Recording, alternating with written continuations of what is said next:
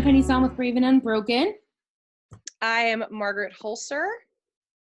And we're here to kick off April Child Abuse Prevention Month and Sexual Assault Awareness Month. And so as Margaret and I have been talking, we know that everything has to be online right now. And we want to make sure that everyone knows what this month is and that we're not going to let it go to the wayside just because everything's closed. Yes, exactly. So April is Child Abuse Awareness Month, Sexual Assault Awareness Month. And basically, we just wanted to make sure that everyone is aware of that and make sure that we're getting some preventative information out there, awareness information out there, some education out there, and just educating the masses. And everybody's at home, so there's no, now is the time to get some information. For sure. And you and I have been talking about this COVID stuff and what's actually happening with child abuse cases. Do you want to share a little? So a couple of years ago, I actually did a talk in South Alabama right after the Gulf oil spill, and it was really interesting. I learned a fact that whenever there's natural disasters or just really big events that tend to impact the economy, rates of child abuse go up. And that happens for a couple different reasons. One, whenever the economy is affected, obviously people are losing their jobs, people will be at home more often. And when you have people that are staying at home, rates of child abuse are going to go up within the home, within the family. People are depressed, so they might be turning to drugs and alcohol in situations that they wouldn't normally be, obviously, again, due to depression, due to anxiety, due to financial situations, stress. And all of that kind of just contributes to a situation that might be different than what they would normally be in. So that all kind of contributes to sexual violence, child abuse. And what's unique to COVID-19 that kind of applies to all of that. But what's unique to COVID-19 specifically is you have the people that are fighting on the front lines, and all your healthcare workers that are still working, that are having to leave their kids at home and potentially with other people that they don't know. So for people that might be leaving their kids in a daycare and or at a after school or something like that, are now having to potentially rely on neighbors, babysitters, whoever, entrusting their children with people that they don't necessarily know. So that's kind of a new element in addition to the other elements of an economy being disrupted and just adding more rates of sexual violence and, again, abuse going up. I agree. There's also, I know for me, I didn't want to be home because my abuser was at home. So we have that situation. We also have the situation where people under stress are also becoming violent in ways that they hadn't been in the past. So making sure that you're tapping into resources that will help you through the stress and anxiety, using video conferencing to connect with your family and your friends, and having outlets that you really need during this time that you would normally do in person is really, really key for adults to maintain the balance that they need, for sure, too. Absolutely. Well, and I think there's also another element to this, which is different even than, 8 years ago, I think it was, when the oil spill was, but that is the technology, right? And that is the access to the internet and the access to everything that kids have access today, right? So in a normal circumstance, you might have an elementary school age kid who, of course, is going online and having access to social media. But now they're stuck at home and their parents are trying to work from home. So mom and dad might be, they have 4 kids, 3 kids, whatever, and they're trying to juggle that while working a full-time job, not having any help. And they're not able to maybe supervise that kid as much and see who is this kid talking to, right? My kid's playing Fortnite or whatever game is popular, and is that kid really talking to another 10, 11-year-old down the street, or is this kid talking to a 43-year-old guy in Georgia, or whatever state, and is that person really who they think they're talking to, and they're not able to necessarily monitor it the way they would under normal circumstances when they're not trying to juggle 85 different things. Right, for sure. And I also know that our CACs, so the Child Abuse Advocacy Centers throughout our country, are seeing a very large uptick in cases. Yes. They're also experiencing closures and shutdowns and less staff. So they also are out there and need support from us as much as possible. Yes, absolutely, absolutely. Both you and I are speakers, and we both have several friends that are speakers and try to get awareness and prevention out there. And I know I had all of my speaking gigs for the month of April canceled or hopefully postponed. Cross your fingers. um Yeah, and I bring that up mostly because to your point, this is April's a huge fundraising month for most of these organizations. And so these are all nonprofits, right? Like none of these people are in this business because they're trying to make money off of people. right. So this is a huge fundraising month for most people, and so now they're seeing an increase in cases, and they're going to continue to see an increase in cases for months, most likely. I mean, they will have an increase in cases for several months after all of this is done, and we don't even know when that's going to be. So that loss in funding and that loss of potential fundraising money or conferences that they were planning on having is really going to make an impact. So having people try to still support them, nationally, locally, whatever the case may be, is still going to be so important. Absolutely. And a couple statistics. Every 8 minutes, a child is sexually abused in our country. Most victims are under 12 years old. 90% of the time, they know their abusers. 1 in 10 normally discloses or talks about it.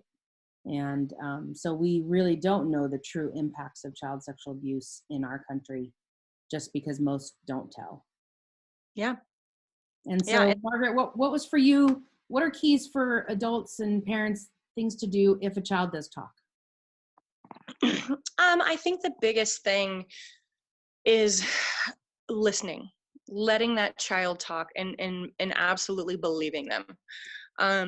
This is not something that kids make up. I might have the stat, I'm not 100% sure, but I want to say it's less than 5%, if I remember correctly, of cases that are not true or accurate or whatnot. I mean, it's very, very low. Kids don't lie about this stuff. They don't make this stuff up.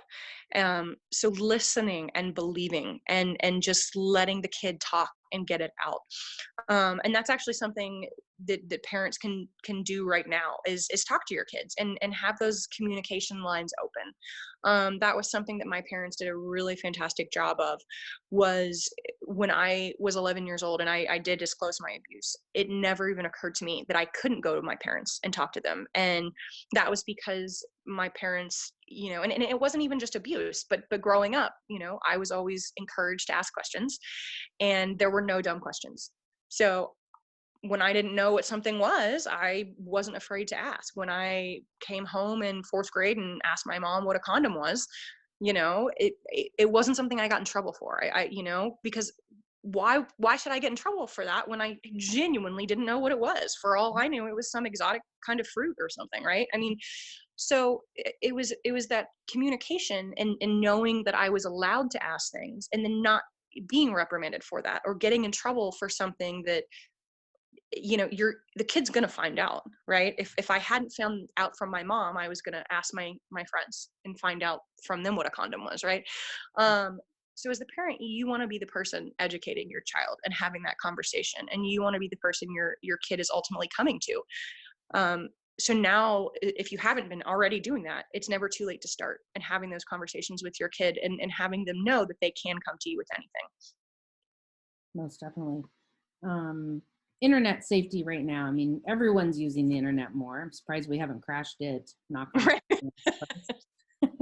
wood. But there's so many good tools out there for families to use to prevent kids from getting to things they shouldn't get to. And on the Brave UnBroken website, which we'll put at the end of this video, we'll have some resource links to Margaret's site as well and to some other resources. But we really want people to really be attentive and get some systems in place to prevent really the outside abusers from getting to your children. So there's there's a whole list of websites and social media things that really opens up your child to be impacted and for things to happen to them. And so we want to make sure that you're aware of what's going on. We know that it's not possible to sit with our kids for hours while they're doing whatever they're doing, schoolwork, and everything else, especially while working from home. And so it's just really, really important to have the resources and tools in place to prevent issues from happening. Absolutely. Absolutely. I agree completely. Yeah. And then some prevention resources. We'll be sharing those as well. We'll also be doing some online darkness to light trainings and prevention trainings. And should we talk a couple of the prevention steps? Yeah. Again, I think the first step is for parents, um, really having that open line of communication, talking to your kids, um, talking about body safety, and this starts at a very, very young age, right? So I think there's two parts to this. One, and this isn't even a conversation about sex, is it's just having that open dialogue about there's no dumb questions. You can talk to me about anything, so that way when your child is coming to you, maybe the conversation's about drinking, right? But if your child is 16 years old, you want them to call you versus get behind the wheel and when they're drunk, right? Maybe you don't want them drinking, but you'd rather have them alive versus dead in a ditch. So it's having that conversation that they can come and talk to you, and then knowing that it's they're not necessarily going to get in trouble. And it doesn't mean that you can't have a conversation after the fact about maybe that wasn't the smartest decision. But it's they need to know that they can trust you, versus that they're just going to be closed off and shut down. So I think that's one conversation. But then in terms of like body safety and body names, you start when they're little. Just like you would teach a kid their nose or their elbow or their toes, right? You talk about body parts, if you name body parts weird names, then if a kid does disclose, they're not going to know what they're talking about. And you may not even realize that they're disclosing, right? Like if you call a breast, I don't know, a cookie or something, or a I don't even know what else. You may not realize that that's what the kid is talking about. And, if they're a 2-year-old or a 3-year-old, right? So you have to talk about it, correctly. And it's not something shameful, right? A breast is a breast, and it's no different than an elbow. So I think it's teaching kids those things, and you do make it age appropriate, right? Like you're not telling a 3-year-old about sex, but it's just starting at an age where you're learning about body parts. You're learning about when is it okay to be touched, when is it not okay to be touched, what are secrets, what's good and what's bad. I always use the example of there's a difference between like a secret versus like a surprise. So for example, like if you're you might tell your kids like, okay, you never keep secrets from mom and dad. Now, you might not tell them something immediately. For example, like if you're having a surprise party, you might hide that. But the difference there is that they're going to find out. If we're having a surprise party for dad, we're not going to tell him right this second, but he's going to find out in, say, a week when the birthday is, right? So there's a difference between not telling someone immediately and keeping a secret from that person and not telling them ever. So making that distinguishing and keeping the difference, telling the difference.